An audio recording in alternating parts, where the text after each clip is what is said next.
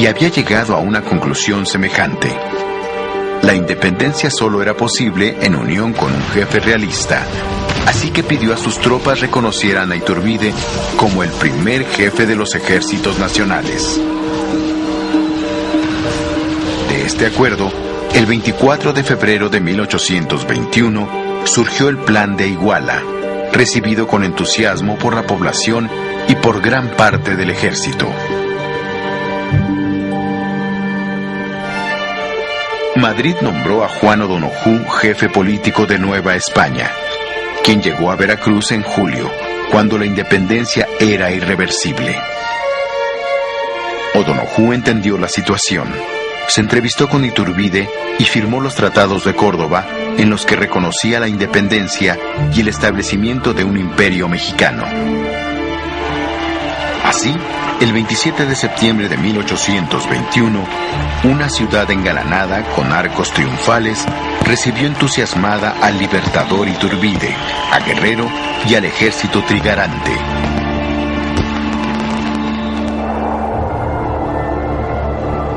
La larga lucha por la independencia provocó la desorganización de la Nueva España. Dividido, con una deuda de 45 millones de pesos y sin experiencia política, el nuevo imperio nacía sobre bases muy frágiles. Iturbide no supo enfrentar la situación y al chocar con los congresistas amenazó con la renuncia. Pero era tanta su popularidad que el rumor de su renuncia fue el mejor pretexto para que el sargento Pío Marcha se amotinase con su ejército el 18 de mayo al grito de ¡Viva Agustín I, emperador de México! Entre el alboroto popular y el descontento de los insurgentes republicanos, Iturbide se coronó emperador el 21 de julio. Pero este experimento monárquico no duraría mucho. Ante el malestar reinante, Iturbide abdicó el 22 de febrero de 1823 y en mayo salía desterrado rumbo a Italia. Un año después, al desembarcar nuevamente en México, fue fusilado. La búsqueda para la fundación del nuevo Estado libre y soberano fue incierta.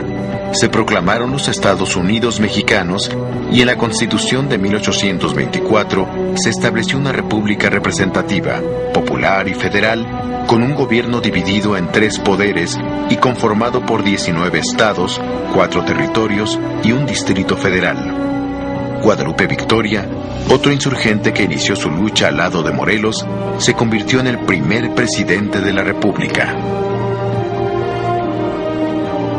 En 1828 se llevaron a cabo las elecciones para la primera sucesión presidencial y México no superó la prueba. El voto de las legislaturas favoreció a Manuel Gómez Pedraza, pero el general Santa Anna se pronunció en Veracruz a favor de Guerrero. El Congreso, sin autoridad constitucional, designó a Guerrero presidente y a Anastasio Bustamante vicepresidente. La vida presidencial era fugaz e inestable.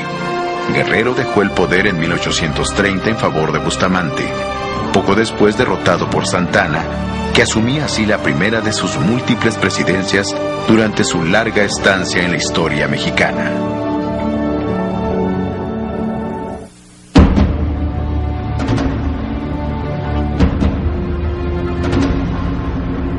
Generalmente la independencia de Texas se atribuye al centralismo, pero su pérdida estaba anunciada por la entrada sin control de colonos norteamericanos y el interés expansionista de Estados Unidos.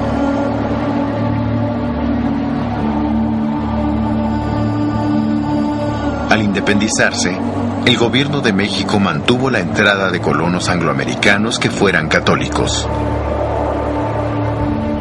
La enorme frontera, la lejanía y la falta de recursos favorecieron que una mayoría protestante y esclavista se fuera apoderando del territorio, de manera que en las colonias privaba la ilegalidad y un ánimo separatista que se multiplicó. Todas las condiciones se acomodaron para que Texas se independizara del Estado mexicano. El gobierno envió una expedición al mando del general Santa Anna para someter la rebelión tejana. Santa Anna recuperó el fuerte del Álamo, pero al mismo tiempo, Texas declaró su independencia.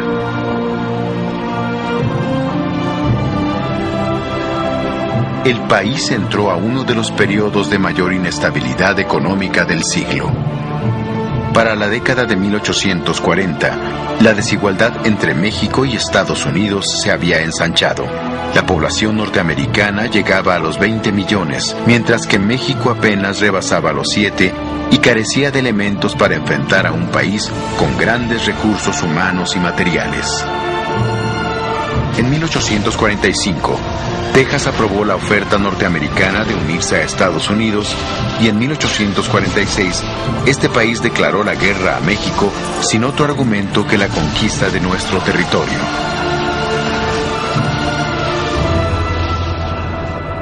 Para enero de 1847, Nuevo México y California, poco poblados y casi sin defensa, habían sido anexados a Estados Unidos.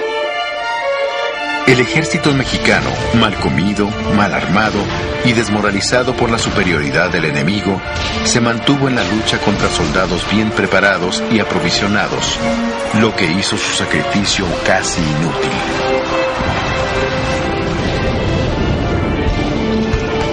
Después de 4 derrotas en el Valle de México, Santa Anna ordenó el retiro del ejército de la capital. Pero entonces fue el pueblo quien defendió la ciudad ante el avance enemigo, lo que produjo un río de sangre y la declaración del estado de sitio. El 14 de septiembre de 1847, en Palacio Nacional, ondeaba la bandera norteamericana. México había perdido la mitad de su territorio. Nicholas Trist, enviado por el presidente James Polk para negociar la paz, confesaría a su familia: en todas las conferencias sentí vergüenza ante la maldad de la guerra, porque fue un abuso de poder de nuestra parte. El país, disminuido en su territorio y empobrecido, se dio a la tarea de restaurar la república, pero sin poder consolidar un gobierno estable. Entonces surgió de nueva cuenta Santa Anna como el hombre fuerte que México creía necesitar.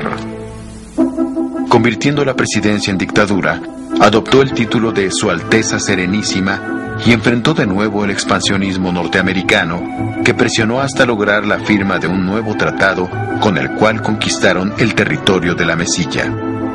Los 10 millones obtenidos de ese tratado le sirvieron a Santa Anna para mantenerse en el poder, pero el costo político fue demasiado alto y su descrédito aún mayor. En 1855, derrotado por los liberales que se alzaban proclamando el Plan de Ayutla, Santa Anna deja el poder y toma el camino del exilio.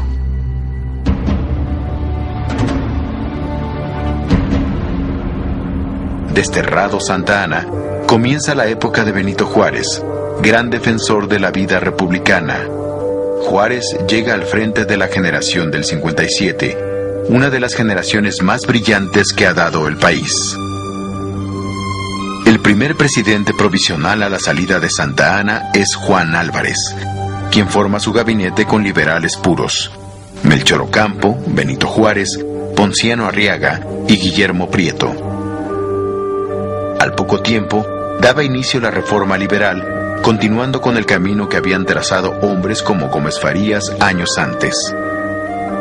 La Constitución de 1857, tan moderna en aquel entonces como hoy, introdujo en forma sistemática los derechos del hombre: libertad de educación y de trabajo, libertad de expresión e igualdad ante la ley. Pero la